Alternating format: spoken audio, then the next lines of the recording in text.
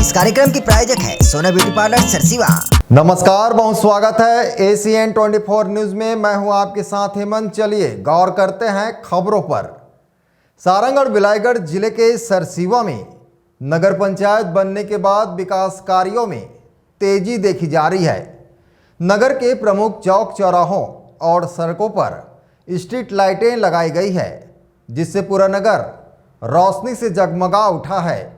पहले यह क्षेत्र ग्राम पंचायत के अंतर्गत था, जहां स्ट्रीट लाइटें केवल बिजली विभाग के पोल पर लगी होती थी, लेकिन अब नगर पंचायत बनने के बाद अलग अलग स्थानों पर नए पोल लगाए गए हैं, जिससे पूरे नगर में उजाला बिखर रहा है।